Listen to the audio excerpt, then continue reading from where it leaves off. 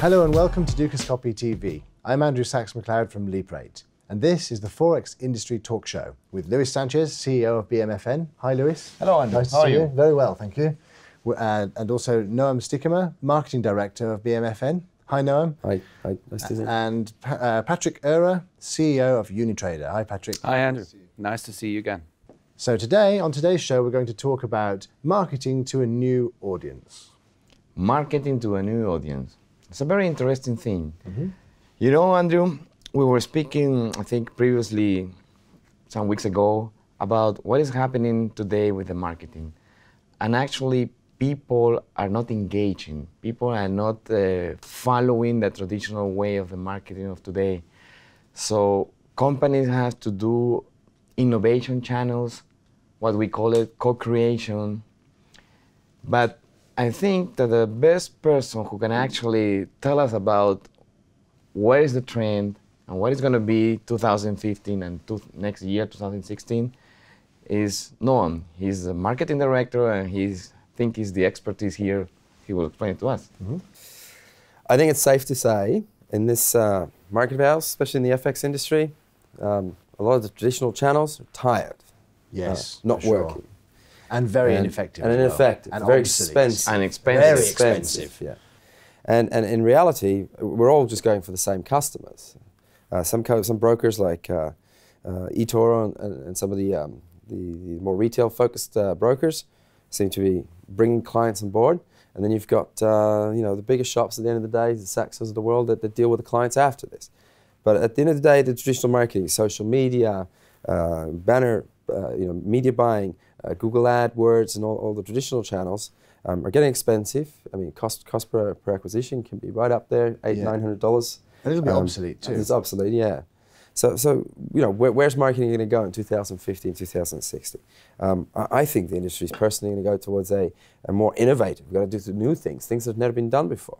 And saying that is just, Well, this is the thing, isn't it? I mean, I don't understand why, if all this is the case, I don't understand why they keep doing it? Yeah, they keep doing it because we are one of the most technologically advanced and quick to evolve technology industries in the world. Yes. Yet, and when you compare that to the fact that our marketing, all of the marketing departments of companies is a big important factor in the company, and the sales team, it's really strange that we are still using old-fashioned, almost obsolete marketing methods that means buying media, which is a labor-intensive, resource-hungry, negotiating business, which only gets something like, am I right, something like 1 or 2%. But what is this? Is because companies are afraid of doing it, are afraid of implementing? Yeah, I think so. But they just don't want to. What's new? To we have to change. ask, what is new? When we say we've got to do something new and innovative, what's new? Mobile? Yes. Everybody's doing mobile now. Everyone's doing mobile, but what is the new? What is the next thing? You've got to get because what you're doing is, marketing is expensive business because of that. Because they're still doing those methods of marketing. It's expensive. They have to hire a lot of media buyers who have to negotiate contract, and then they have to do all the optimization, and even to get 1% conversion. Exactly. Not worth it. And it is very expensive. Very expensive. And outmoded and not worth it. So the thing is, interactive does away with not only that, but it does away with having to have a very large retention business, because the more you engage them on an interactive platform, then it costs you to bring that customer on board, but then you've got the customer and you can keep engaging them, and that I think is a the marketing is a very essential tool in our industry. But what you're saying with retention is completely right. 80% of the deposits in our industry are coming from retention. That's true. That's and not very from true. acquisition. Yes. And I fully agree. The expenses are up to the roof, and probably the agencies are making the best money out of it. Yeah, for sure. So we have also to distinguish between two different ways of marketing. So the first is, of course, lead generation, and the other one is branding. So I believe, and this is a certain trend we can see in the market as well, that companies are going more into branding, and they use all kind of different side effects, something like fashion, or look at Unitrader. What about Unitrader, for example? That's right. Why do we Human do that? touch. Because we're going to entertain people, the human touch, exactly. However, other companies, they still want to see their picture in the internet somewhere. Yeah, But- banners everywhere. And Exactly. it's a safety, it's a fallback option. Whether it works or not is debatable. You look at plus 500. That's right, They're the ones driving up the cost for Google Ads. But in reality, look, when we say new, what's new mean? Video. We're sitting here, we're in a studio, we're filming. This is fabulous because people want to watch. Yes, we don't they read do. anymore, they want to watch.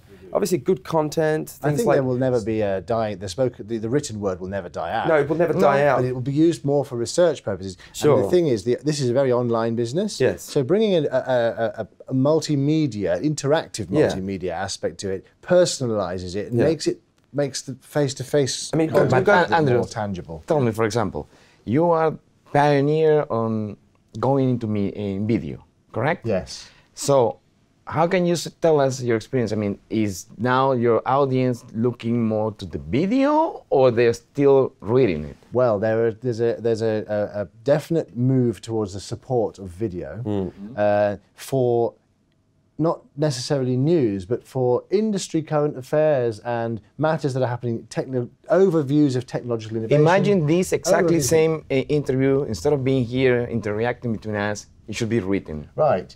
You cannot actually you cannot appreciate have- it. That's the point. So to answer Well, your yeah, question also properly, the technology behind, because we have everything is on smartphones and, Yes. and apps Yes. and the everything. So- reach is massive. Exactly. And the People reach are to tending more to individuals watch is it. massive. Yeah. Rather than just, you see, I think of the digital marketing element as being a bit like throwing, you know those little polystyrene balls that come when you buy a new television or Yes, something? yes, It's like throwing all of that out into the open air and it all goes like this. Well- Whereas the smartphone reach, you're getting the reach Well, we're exactly to the targeting, right customer. Exactly, the target. And- but yeah. that's one important point. I mean, being exposed to do a lot of marketing in different markets, this is what I realized, that I rather spend more on a targeted marketing than getting for all sake many number of leads. I agree. Because Yeah, high quality. this is you would need a call center of many hundred people. You would, and So- then you have to pay the call center staff. And then how many Exactly. times have you been to a call center and seen in the leads in the CRM? Oh, how's you say to the sales? What are all these leads? Oh, those are dead leads. Yeah, yeah. And we have another factor on it. What we discussed actually on another interview is the regulation. Yes. For example, in Europe, almost all countries is not allowed anymore to do cold calls. No, it's not. So the And whole it's regulatory extending factor and makes extending. also a big Now in Istanbul, now it's going to be applicable that, no? exactly. It's a very good link actually. Japan was always like that. Yeah, Look at their yeah. acquisition and retention rate. Okay, Yeah. it's a very domestic market, but they do everything the way Plus 500 does. Sure. It. And they have huge customer loyalty. Yeah.